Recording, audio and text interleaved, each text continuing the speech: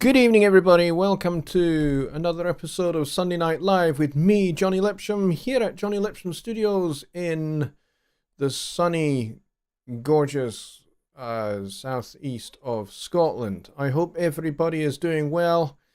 We have had a really spectacular thunderstorm this afternoon and on into this evening. It's still kind of rumbling around a little bit. But yeah, it's wow is all I can say. We had lightning strikes that were striking maybe 100 yards away, and it was incredibly loud, making the windows shake, the works. It was pretty awesome. It was one of the most spectacular storms I've seen since maybe 2020, when we had the what is now, I think a lot of people call, the Great Storm of Edinburgh. And that was pretty wild. And that was around about the same time of year, actually. It was August 2020. And I put a video up. I made a video, actually, of that storm. I was in a crazy mood, and part of the storm, I actually was up on the roof of the house for part of it, before retreating, because the rain was incredibly heavy and it was constant lightning. And I thought, trying to shoot a video of this storm with my cell phone on the roof of the house is probably not the best place to be. So I went back inside, and then kind of a little bit later in that video, I'm down on the street. So if you're into thunderstorms, go check that out. It's on my channel. I made it about 2 years ago or so. So that's kind of what we've had today. It's been an impressive day weather-wise. It was beautiful for most of the day and still pretty hot. We've still kind of got a heat wave going on. So temperatures were like up in the late 80s, I think, late 80s, early 90s. And so hopefully they'll have settled back down to a more moderate kind of late 60s, early 70s, which is kind of what we get for summertime here in Scotland. So, yeah,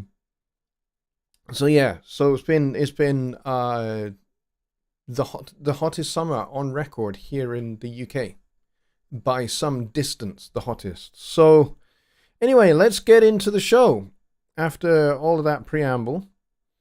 And I think Billy Morgan was first in the house. And Paul Morgan is here as well. And Rich Cresswell, a.k.a. My Personas, is here. And Ronald Figura is here. Carl Drajuziak is here. Lollipop Guild says hello. And Just Bob is here. And Music to Motion, that would be my dear friend Michael, is here. And Cleon is here. Kevin from Kevin's Guitar Stories is here. If you've not checked out his channel and you are into guitars, go check it out. It is awesome. He has some really great content, so go and do that. Just Bob has a great question, which I pinned to the top of the chat as well, so everybody can see it and they don't have to scroll too much to find it. Don Oliver is here. Paul Morgan has another really good question as well. Andrew Lamb is here.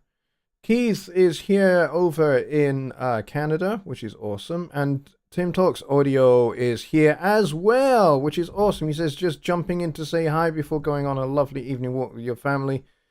Have a fantastic evening with your family, Tim. It's been really nice talking to you the last couple of days on Messenger. So we must set up to actually have a Skype call and talk about a few things. We've got lots to talk about, mate. So reach out to me, and yeah, it'd be cool to set that up. And Secret Squirrel is here as well. He says, Guten Abend, my friend. Just Bob says 66 degrees here with 83% humidity. Yeah, humidity, that's the key factor at the moment. Certainly for me. My humidity and my knees don't go together. I live with kind of daily pain in my knees anyway. Have done for 25 years. But when it's humid, it's worse, because there's a lot of moisture in the air and it's just worse. It's not much fun. But yes, um, so I'm hoping that now that, if this thunderstorm doesn't come back, it's kind of still rumbling around a bit, but if it doesn't come back, then hopefully it'll clear the air and the humidity will drop and everything will be cool. But the weather forecast for the next couple of days here in Scotland is not great. It's looking like more thunderstorms. So not a whole lot of chance, but you never know. Anyway, this is not a weather channel. Even though meteorology is something that I'm very much into, this is not a weather channel. So let's get into questions. Let's get to Bob's question, which is cool, actually. What are altered scales and modes, and why are they used? Is it predominantly a jazz thing, or is it commonly used in other forms of music? Altered scales and modes crop up all over the place. You'd be surprised where you will find them.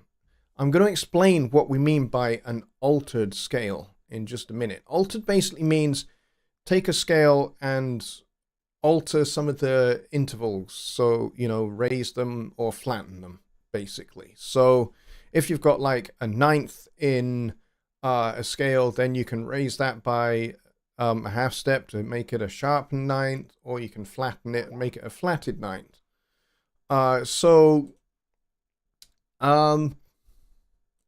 There are plenty of other alterations that you can make as well to a chord or to a scale, and we'll come on to the simpler forms of altered scales. So it sounds kind of complicated, and to a degree it is, but once you know how, it's one of those things where you just play it a bit and you get yourself used to it, you get yourself familiar with how it sounds and how it feels on your instrument, and it just becomes something that you just add to your arsenal of things that you can play and tools in your toolbox, things that you have that you can use to improvise or create melodies with.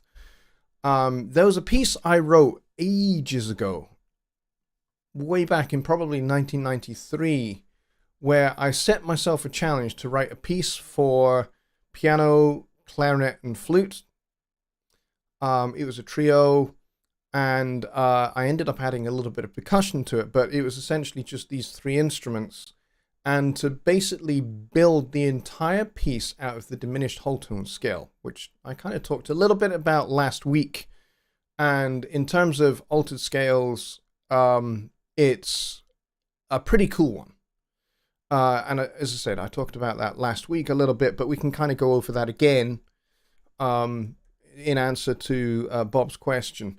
And basically all the chords and all of the melody and the harmonies between the flutes and the clarinet were all based out of this scale. So it sounded weird, and it was designed to sound weird. The whole piece was meant to sound a little wonky and, kind of soothing and yet slightly disturbing at the same time was kind of what I was going for. So the diminished whole tone scale fit perfectly. I wrote it not in a jazz style. I wrote it very much in a kind of minimalist classical tradition. So kind of mid 20th century classical compositional style called minimalism. I do have a recording of it, but it's on cassette. It never made its way to digital. It was done on an SSL console onto reel-to-reel, and I got a cassette pressed of that. So it never made its way to digital at all. So getting it into Studio One and then getting you guys to hear it is going to be a challenge, but I will do it at some point because it's a really beautiful piece of music. Okay, so now you have some of the background. Let's get to answering this question a little more directly. Modes come up loads. Let's change this over to our nice Steinway concert grand.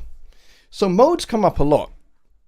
And you'll find that there are pieces like Michael Jackson's Thriller, for example, that are based out of... it's actually based out of two modes. The primary mode that it's based out of is the C Dorian scale. In fact, it's... And then what they did was they actually pitched it up into C sharp. So...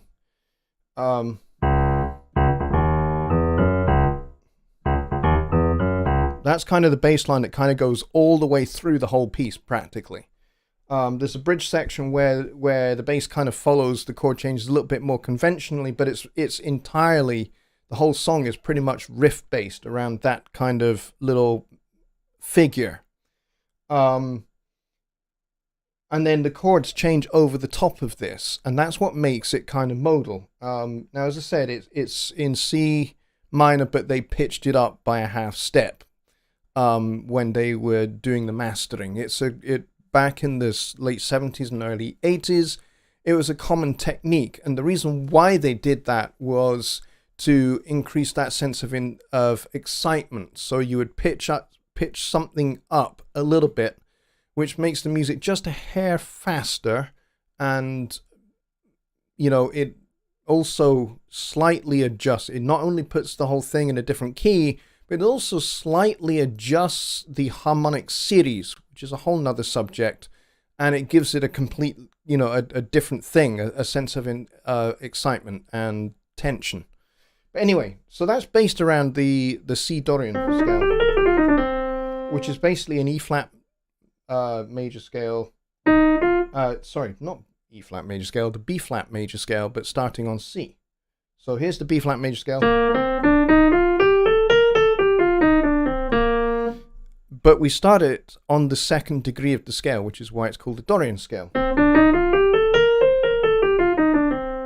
And so modes like this, they come up quite a lot in all kinds of music. You'll find, some Mississippi Delta blues music is based around this Dorian mode quite a bit.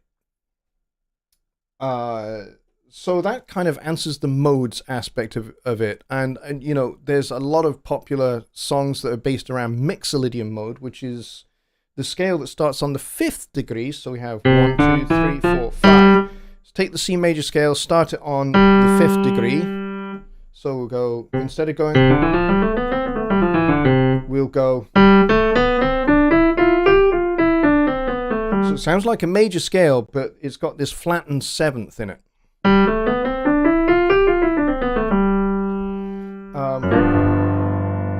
And so this is great for kind of like doing kind of rhythm and blues kind of tracks.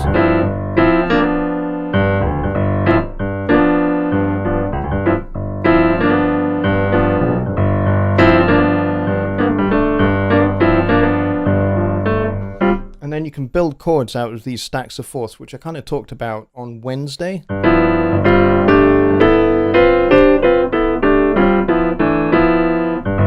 And, that kind of gives it a nice kind of open kind of sound. And the cool thing about playing in modes is you're not having to think about chord changes when you're improvising. You're just thinking about the scale. So, I'm not even thinking about what chords I'm going to play,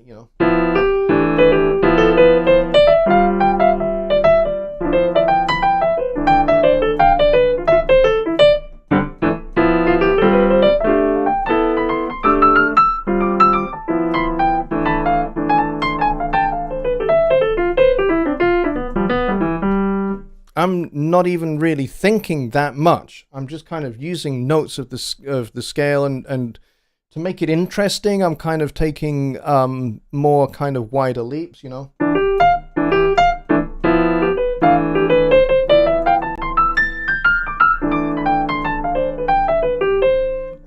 some arpeggios as well.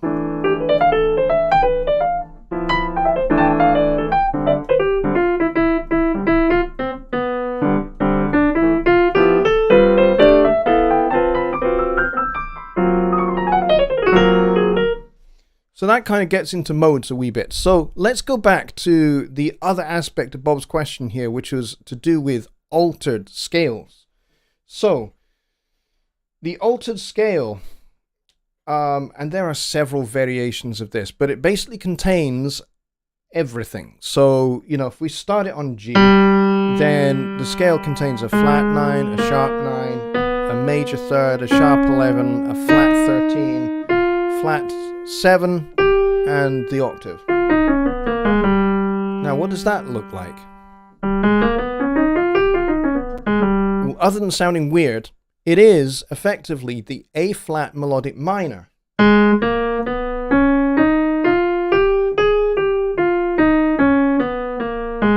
which basically has root, second, minor third, fourth, the 6th degree, the 5th degree, 6th degree, and then you have the leading tone, 7th, into the octave. So it's a little bit major, it's a little bit minor.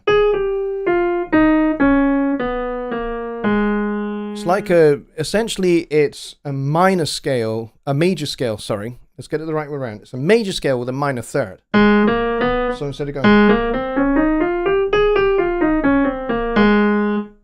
you're playing the flat third. Alright? But for this demonstration, this is the A flat melodic minor scale, but we're starting it on the 7th degree, on the G. So I'm thinking of this over like a G7 chord.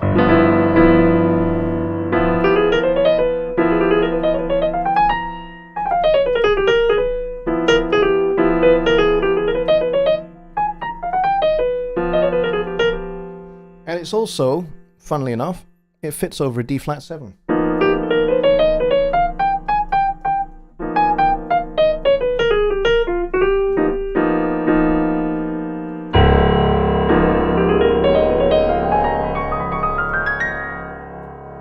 And that's because that's the tritonal substitution for G7. So it works really nicely. It's basically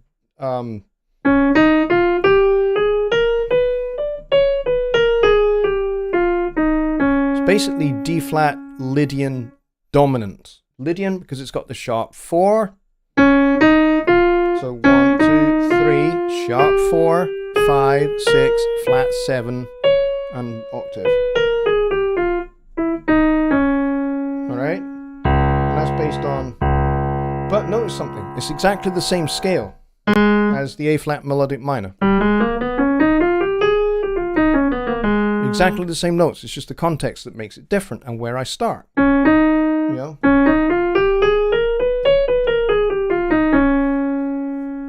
And now it's Lydian dominant. It's D flat Lydian dominant. But, you know, context is king. So these scales, they do come up in other forms of music, not just jazz. I mean, I've kind of demonstrated them in jazz here, but you'll hear them also in film scores quite a bit. Like, if you want to evoke a particular mood, you know, maybe you want to invoke some mystery, or you want to invoke something that's just dark, subversive, or disturbing, then you can certainly use something like that diminished whole tone scale or the altered scale, or, you know, the way I think of it, it's a melodic minor scale starting half a step up. That's the way I think about it. But different people think about it in different ways. That's the way I think about it. Other people think, hey, this is actually G altered. Because it's got the flat 9, the sharp 9, the sharp 11, the flat 13, and the flat 7, and the octave above that.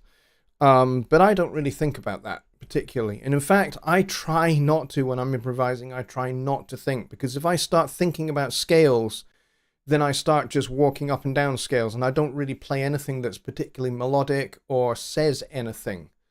And really, when we're making music, when we're improvising, these things are tools to state something, to make a statement that a listener can, you know, get their head around. You know, they'll either go, oh, that's kind of colorful, or they'll go, oh, that's kind of weird. And that's okay. That might be what you want to achieve.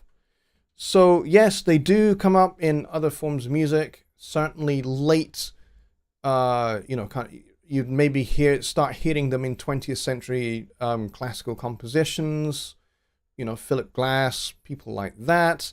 But you'll also hear them in film scores. Even people like John Williams or Hans Zimmer has used them in a couple of scores. Trying to think who else I know of that's used them. James Horner. In fact, I've got the Aliens, you know, the original Alien film score, which is up there.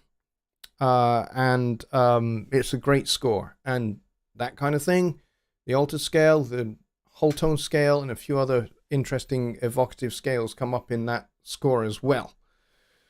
So I hope that kind of answers that question. Paul Morgan with the next question. He says, do you think it's important to find a genre and stick to it? No, I actually don't. I think it's important to learn as many different musics as you can. So, go ahead and learn some jazz. I think having a good foundation in jazz is going to help you playing other styles of music even better, because it gives you a whole bunch of different vocabulary, different language that you can apply elsewhere. So, if you are a rock guy and that's your thing, you play, heavy rock or something like that, having some knowledge of jazz and jazz harmony and scales like the ones I just demonstrated there are actually going to help you bring some extra colors and tone colors to your rock music. I don't see why not. I mean, that's kind of how what we would now call fusion got started. It's when people like John McLaughlin, who's a jazz guitarist who was very interested in the music of people like Jimi Hendrix. Miles Davis was certainly interested in the music of Hendrix. In fact, they had planned to make a record together, but it obviously never happened, sadly. That would have been a heck of a record. Hendrix and Miles, that would have been awesome. But, these people, they were interested in the sound of rock music and bringing that into jazz, and then rock musicians were doing the opposite. They were bringing jazz into rock music. And so, you've got bands like Dream Theater. Dream Theater are a fantastic band because they are incredibly proficient musicians, and they bring lots of elements from all sorts of other genres into what they do. I mean, it's kind of progressive. You would call their music progressive rock, maybe. But they bring elements of classical music, they bring elements of jazz, they bring elements of music from other parts of the world, some Indian and African music, and some Australasian music, and maybe even some Polynesian musical concepts into their music. And so it's quite the melting pot of different things that are going on. I mean, they explore things like minimalist techniques, minimalist compositional techniques, pioneered by people like Varese and Steve Reich and a few others, and Philip Glass. But bring those into their kind of context, into their broad musical context. And so they're playing with different time signatures. They're playing with musical phrases going across the bar line unrestricted, and odd meters, odd groups of notes going across the bar line, and playing with really weird time signatures like 33/8 and things like that. And then of course you've got Rush, who broadly doing some of the similar things, just with a slightly different palette, but bringing in elements of jazz, bringing in elements of classical composition. Particularly Neil Peart. Neil Peart was very interested in the music of people like Philip Glass and minimalist concepts. And you can see that in some of his drum solos. His long form drum solos. He takes a classical rhythmic concept or an idea, and then he develops that around his drum set, his ridiculously massive drum set.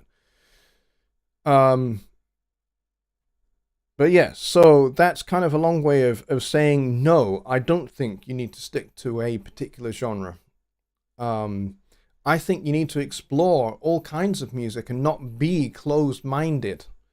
Try different things. Actually give them a proper explore, even if it's something that it's a musical thing, a musical genre that you've never worked in before. A good example of this is there are two YouTubers. There's Rob Scallon and Adam Neely. Adam Neely is a jazz guy. Rob Scallon is a heavy metal guy. And they both challenged each other to not only learn how to play in each other's genres, but they took it another step up. They challenged each other to write and record a song by themselves as, multi-instrumentalists, because they both are, to some degree. And it meant that Adam Neely had to learn how to play drums, which he had never played before. Rob Scallon had to learn how to play tenor saxophone, which he had never played before. And interestingly, neither had Adam Neely. But it made for a really interesting collaboration between the two YouTubers, because you saw how both of them struggled with each other's languages, but they also found that there was common ground between the two genres. A lot of common ground and a lot of common things that they could bring across from one into the other. And it made for really, really interesting content and a great learning experience. And actually, it taught me anyway, it reminded me to be open-minded and broad about what music that I learn and what music I listen to and what music I try and play. I'm not a heavy metal guy. I'm a jazz musician. That's my home plate. That's my base. No pun intended, because I'm a bass player. But that's not to say that I shouldn't try and shouldn't explore and shouldn't learn different things. I mean, heck, I've done a lot of different things as a musician to make sure that I am never out of work. One was learning as many different instruments as I can. The second one was to be able to play in as broad context musically as I could. So I played in a symphony orchestra, playing percussion. I played in a brass band. I started out playing timpani, and I learned how to play some other brass instruments as well, just simply because they were there. I had the opportunity to try it out, and so I did. And that's kind of got me interested in brass instruments, and I learned how to play trumpet. I learned how to play flugelhorn, and I've tried to play cornet, but weirdly couldn't play cornet, whereas I found trumpet easier, even though they're kind of related instruments. Just a weird one. So yeah, learn as many different things and explore music as a whole, because music is a language.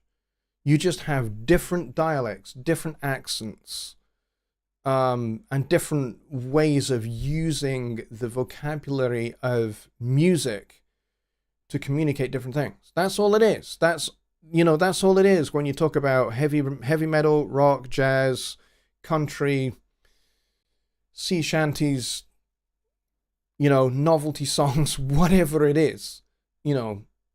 It's all part and parcel of, learn the language and give yourself as many opportunities to get a gig as you can. You just never know.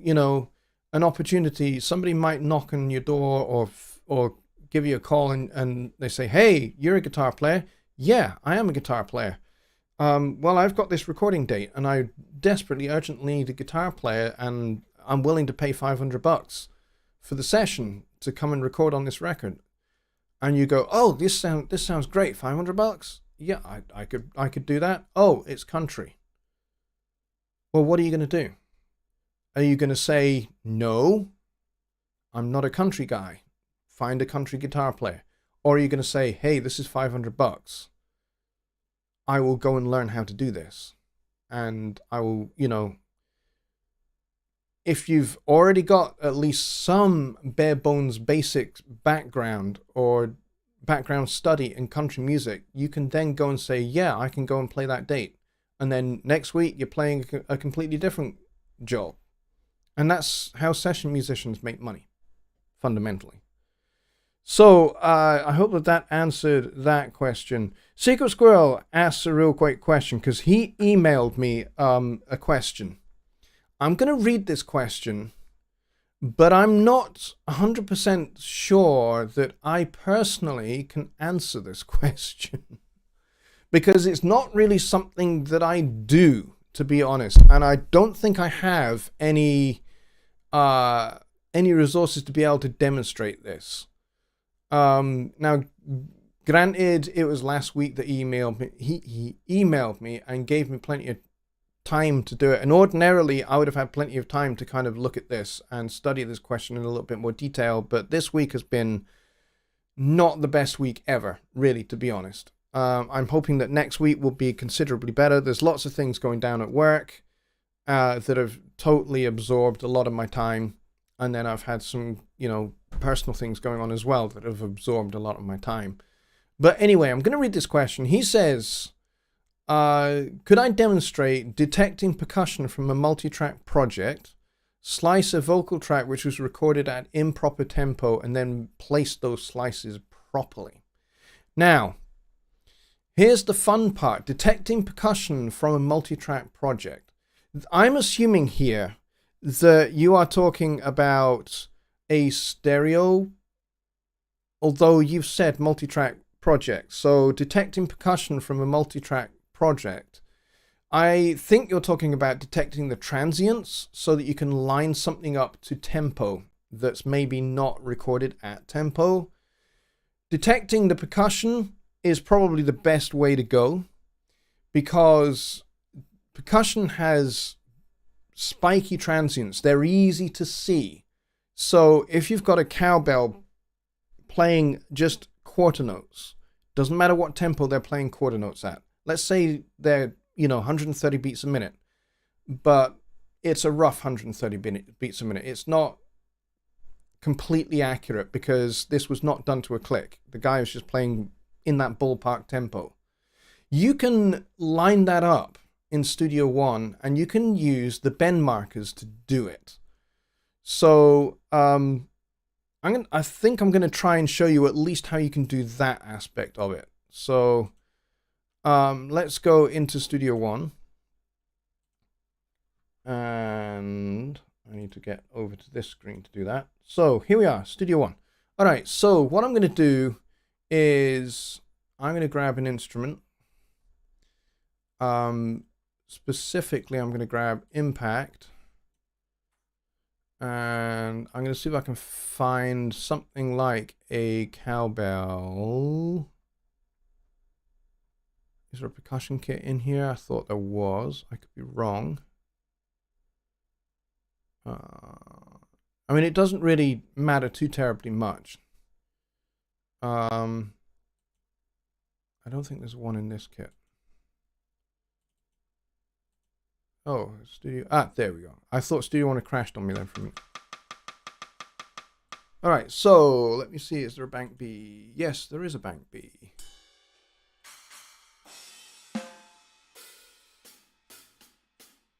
Bank C? No, just bank B. Okay. Alright, so let's take this G3. Let's try and find it. There we go. So there's our little rim tap, and I'm going to try and estimate a tempo of about 130 beats a minute. So, and I'm just going to record it without any click.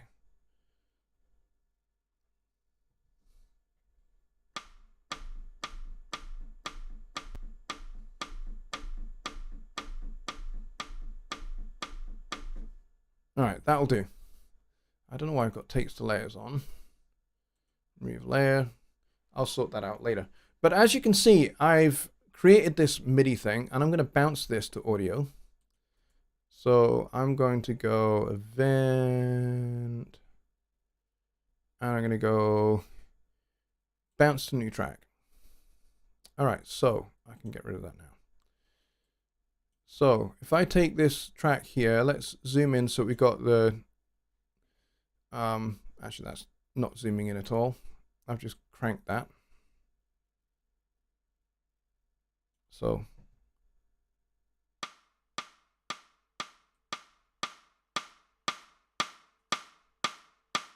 all right, so there we go. Let's get the data zoom going.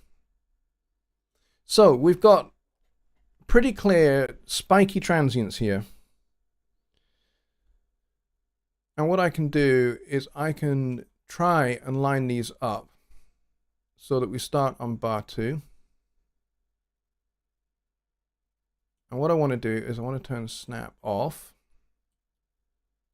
And the first thing I'm going to do is try and align that first transient.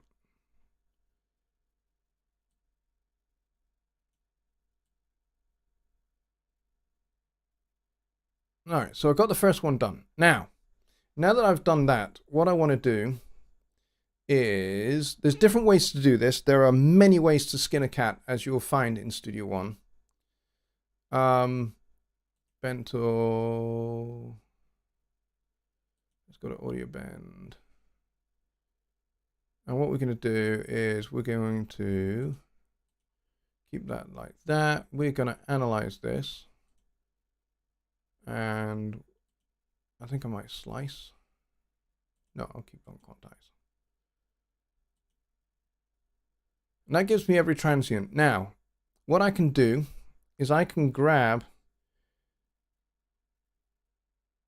this transient here and I can move it to the nearest one.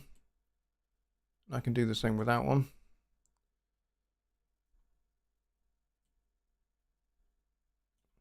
Let's just move along a wee bit. Then I can take this one and move that to there. And then move that one to there. And then move that one to there.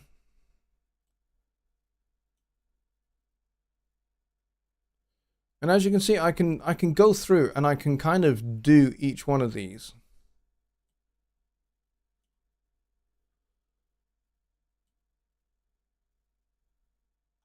Until I've got them pretty much right on the line for each beat.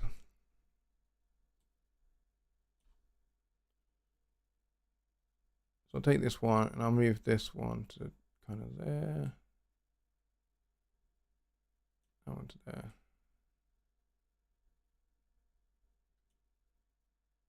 Now some of these might sound a little bit awkward because I've maybe moved them too far.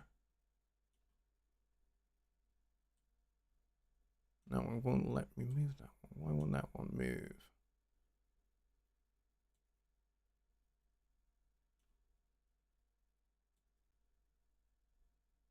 So they might all sound a little bit wonky. But at least I've got some of these right.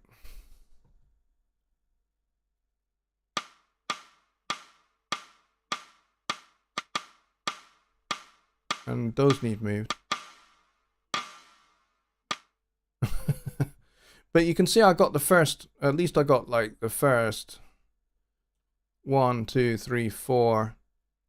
And then this one can come back a bit.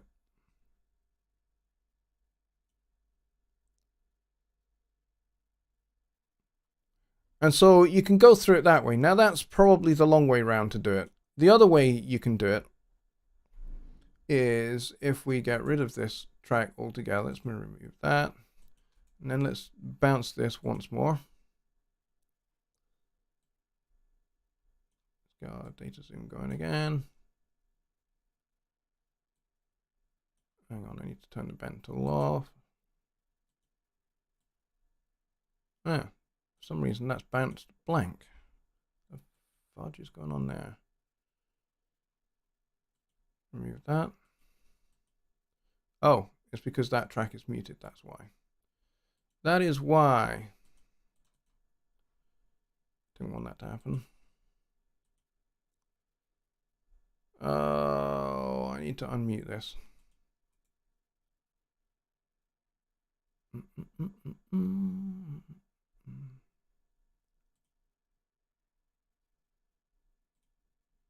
There we go. Fixed. All right, now I can then go bounce to new track. Perfect. And then what I can do with this is I can go to the inspector. It's given me the file tempo of 100 beats a minute, but we know that that's not necessarily correct.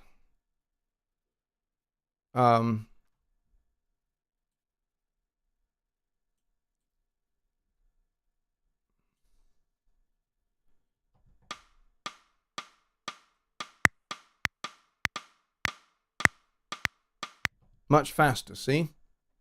So I'm going to try and align this by time stretching.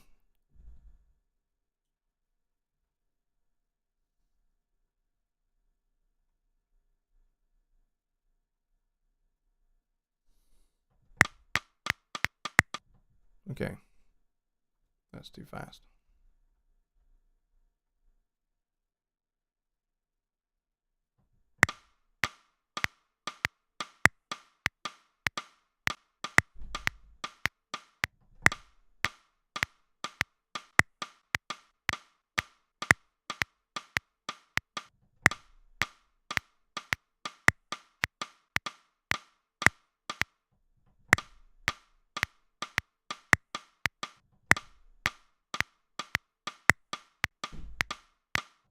And some of these are a little bit out, but you get the idea. You can move them around, and you can use bend markers to do it, to zone them all in a little bit more. But yeah, that's what you can do with percussion. I thought I wrote vocals. I must have been distracted or something. I thought that I wrote without, not containing percussion, but only vocals. Let's go back to your question, and we'll double check that. But I'm pretty sure the first thing you said was detecting percussion from a multi-track project. Now, obviously, I didn't deal with a multi-track project there. I just gave you an example of detecting percussion. But if you've got a multi-track project, by that I'm suspecting what you mean. I mean, maybe some of this is a language thing, but maybe what you mean is you've got all of the audio tracks from all of, you've got drums, you've got bass, you've got guitar, you've got piano, you've got vocals, you've got whatever. That to me is what you mean by multi-track. That's when somebody says multi-track, that's how I understand it, that you've got all of those tracks in the project. So you've got guitar, bass, drums, piano, horns, strings, vocals, choir, whatever it is in the song, and you want to detect the percussion from that. Well, if there's a percussion track, then it shouldn't be a problem. But if you've got a vocal track that was not recorded at the correct tempo, maybe it was recorded too fast, or maybe it was recorded too slow, chopping it up is going to be very hard. The reason being is because the voice does not have nice transients.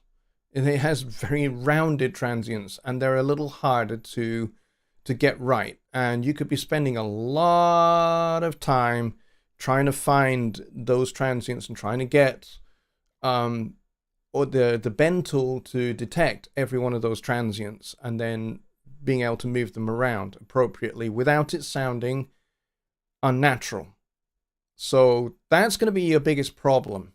If the vocalist recorded it at the wrong tempo, they recorded it too fast, or they recorded it too slow, that's going to be your big problem, is detecting those transients, because they're not nice and spiky like the rim tap was, or a cowbell is, or any other percussive sound has a nice big spiky transient. Vocal doesn't have that, because consonants and vowel sounds are different. They are shaped different in transients. So it's going to be much harder to try and detect those. And you're going to have a harder time trying to align everything up and move everything about. But if you want to do it, if you're going to do it, if you need to do it, then probably using the bend tool is going to be the best way to do it. However, if you stretch things too far, you're going to get artifacting. Either stretching it or compressing it in time, you're going to get artifacts, and it's not going to sound particularly great. But yeah, please give me some more details on exactly what it is you're wanting to accomplish, and then maybe you and I can kind of talk back and forth via email. Waveform Laboratory says, can you please explain and demonstrate how and why of mid-side mixing? Mid-side mixing? I don't really do mid-side mixing, I'll be really honest. But essentially, all it is, in its simplest terms, all mid-side mixing is, or any mid-side processing, is you process the mids, which is the center of the stereo spectrum, in one particular way, and then you process the sides in a completely different way. You can do this with the splitter, for example. Let me see. Let me go back to my Studio One song. I'm going to have to get rid of all of this. Let's remove track and instrument. Let's remove that. And I need something that's, let me go and see if I can find a loop that we could use. So let's try this. Now these are going to be insanely loud because they just are. So we'll just turn those down quite a bit. That might be too much. Let's try that.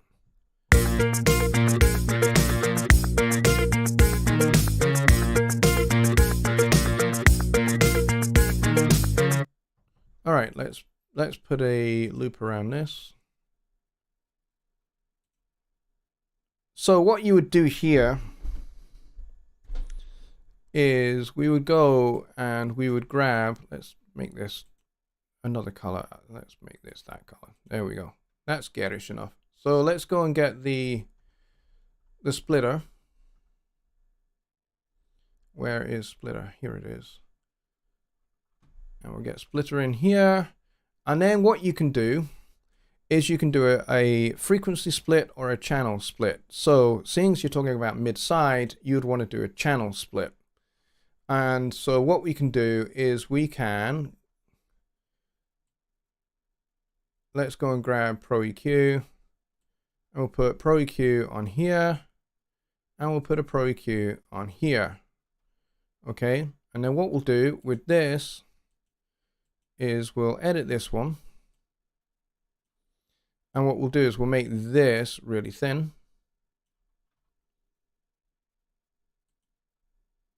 And we'll go back to our splitter tool. And then this one,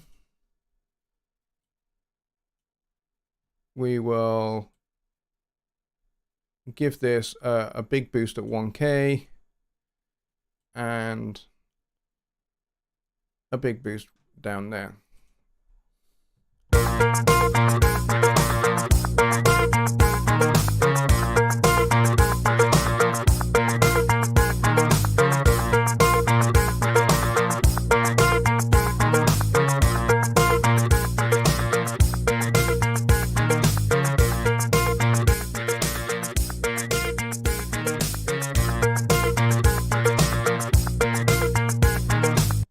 And so you're basically processing different parts of your signal with a different EQ. And you can do the same with compression. You can go, I'm going to compress the lows. I'm going to compress the center only and leave the sides untouched.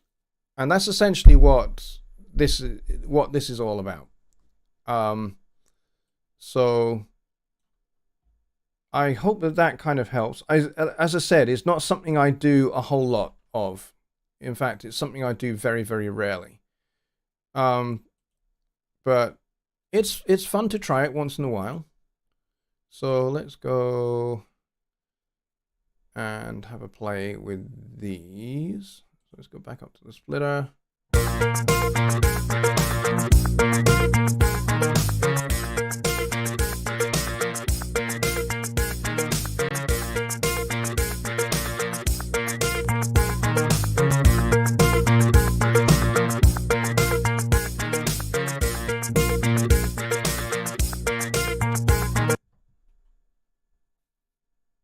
And so that's kind of how you accomplish it. I've not kind of very strictly done it, but essentially what you would do is you would just use the splitter tool to do your split. I could put it in normal mode.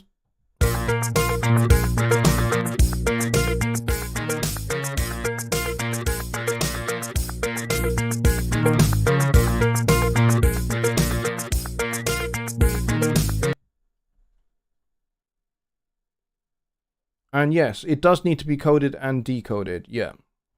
But yeah, mid-side's not really something I do a whole lot. So you would probably need to use the mix tool in front of both of these two, and set them up so that they are appropriate for what you want to do.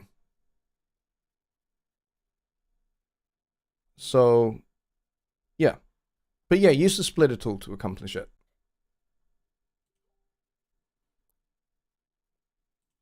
Anyway, I got people sending me messages left, right, and center.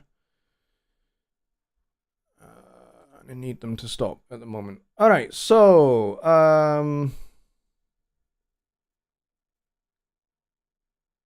let's see, what else do we have?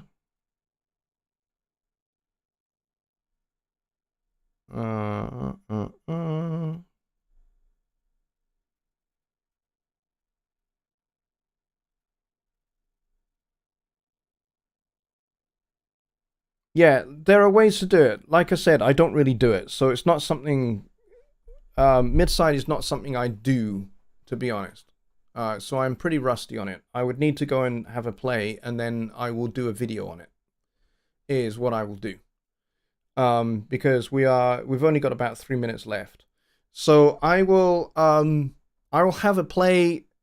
Essentially, you are going to use the splitter tool, and you're probably going to use the mix tool, as well as the Pro EQ, to accomplish what you want to do, to have the mids with one set of processing and the sides with a completely different set of processing.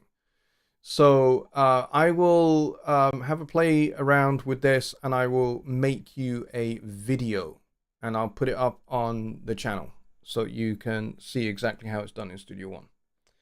All right, so I hope that helps. Sorry that it's kind of a little bit vague, but yeah, it's not really something I do very much, and I was aware that we were kind of we didn't really have a whole lot of time. But yes, it is used to widen the sound field, and the reason why it widens the sound field is because you have a different set of processing for the center and a different set of processing for the sides, and it gives the impression of extra width, is what it does. That's what mid-side processing is, essentially. It's you process the mids one way, you process the sides another. That's why it's called mid-side. So mids are processed one way, sides are processed a completely different way. So you might boost the highs of the sides, cut the highs from the mids, for example. Just a simple EQ move on the two things, and that will create an extra kind of dimension of stereo width. It's not really something I do a lot, but I will definitely do it. Yeah. Mix tool, MS transform, then splitter, then 2 EQs, then mix tool again with the MS transform. Yeah. And I can certainly show that. All right, so let's go and get the mix tool real quick. Mix tool. Stuff that up there. We'll edit this guy. Mid-side transform. And then we'll go back to this over here, and then we'll put another mix tool underneath, and we'll recombine it. We'll edit this one.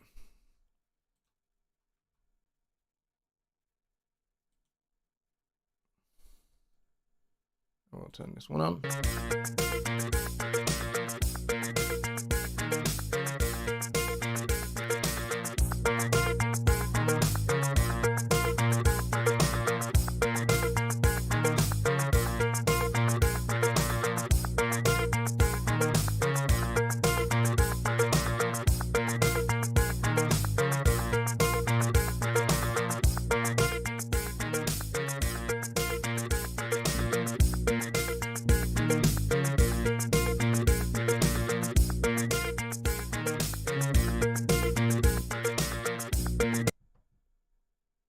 But yeah, Rich is absolutely right. That was the part I was missing out, was the mix tool with the MS transform at both ends.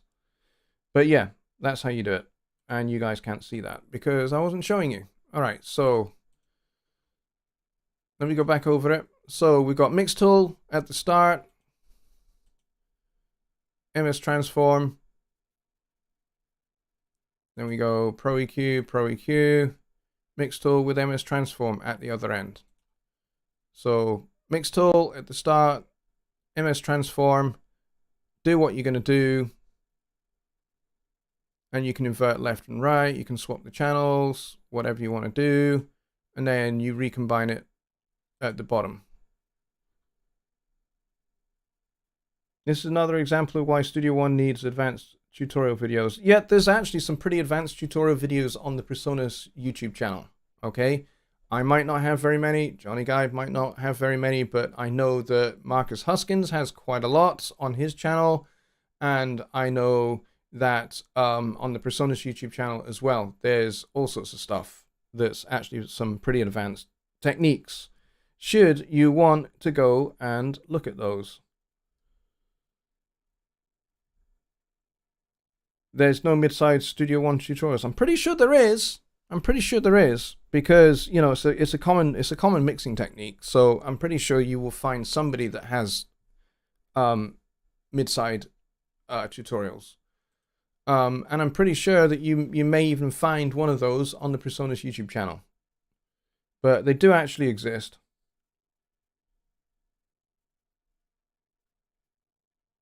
But yeah, it's not something I can demonstrate in like 5 minutes, unfortunately. But yeah, I will definitely have a play with this combination of plugins, and I will make a video showing a very, very bare bones basic mid-side processing and how you do it. But essentially, this is kind of the methodology. Mix tool, splitter, Pro EQs, if you're doing EQ processing between the sides and the mids, and then Mix Tool again to recombine it.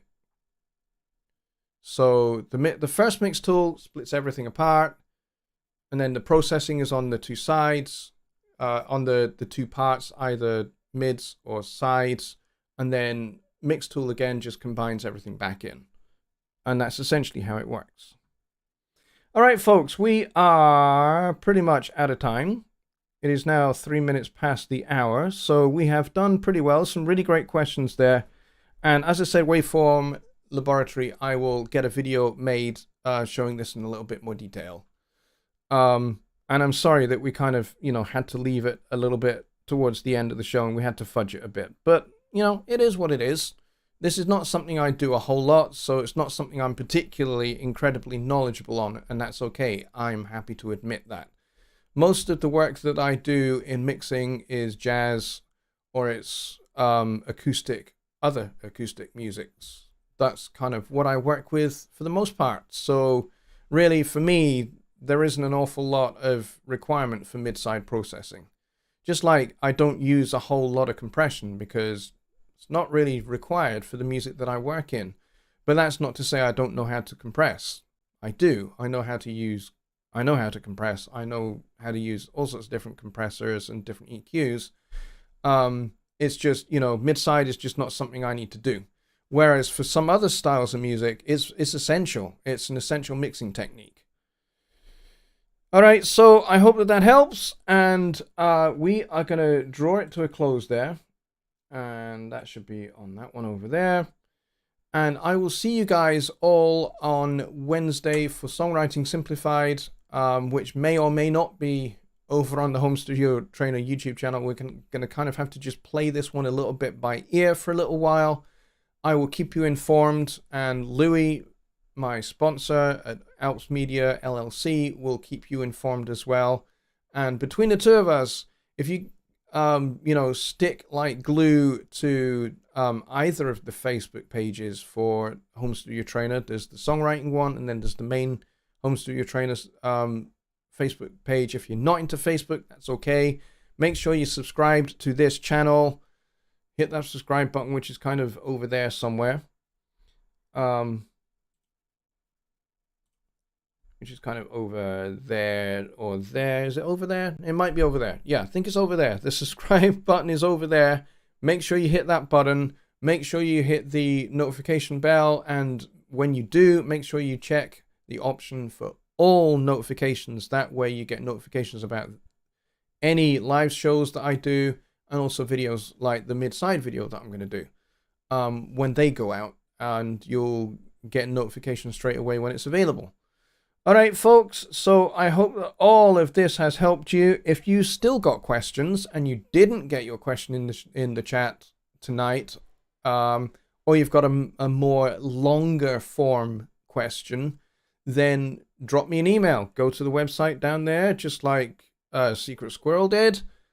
He went down there and he sent me a great email, and I'm going to keep talking back and forth with him about his little issue he's got going on with some slightly out of time vocals and how to get them kind of back in, which can actually be a real arduous process. But yeah, email me those kind of questions, or if you've got a suggestion for an overall topic for a Sunday Night Live or for a Songwriting Simplified, you can email me that too, and I will take all of that. And if you want something demonstrated in a bit more detail, like the mid-side thing, you can request a video. It's fine. I will do that as well, and I'll put that up on the channel. All right, folks. So until next time, I will see you all then. Good night.